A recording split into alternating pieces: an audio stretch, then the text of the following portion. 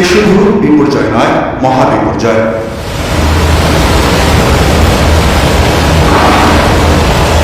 এই দৃশ্য কোনো বলিউড হলিউড মুভি নয়, বুধবার ভোরে রাজশাহী জেলায় আকস্মিক বন্যার দৃশ্য।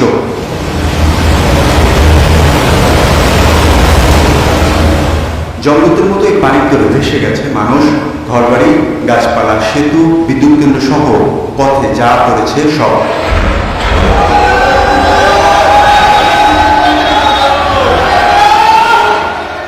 এই রাজশাহী দিয়ে তিব্বতের কৈলাস মানস সরোবরের উদ্দেশ্যে যাচ্ছিলেন শত শত তীর্থযাত্রী। পর্যটক ও তীর্থযাত্রী মিলিয়ে প্রায় 400 জনের উপর আঘাত হানে এই আকস্মিক বন্যা। এরপর থেকে অনেকেরই খোঁজ পাওয়া যাচ্ছে না। ধারণা করা হচ্ছে অধিকাংশই ভেসে গেছেন। নিখোঁজদের মধ্যে শতাধিক ভারতীয় রয়েছেন, আছেন অস্ট্রেলিয়া, যুক্তরাজ্য, যুক্তরাষ্ট্র ও নেপালের নাগরিকরাও।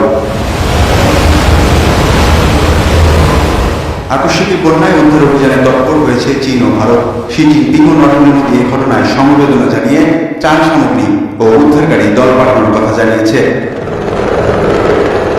জুন থেকে সেপ্টেম্বর পর্যন্ত দক্ষিণ এশিয়ায় মৌসুমী বৃষ্টিপাত নিয়মিতভাবে প্রাণঘাতী বন্যা ও ভূমিধসের সৃষ্টি করে। বিজ্ঞানীরা বলছেন, জলবায়ু পরিবর্তনের কারণে এই অঞ্চলে চরম আবহাওয়ার ঘটনাগুলোর ঘনত্ব ও তীব্রতা বেড়ে চলেছে।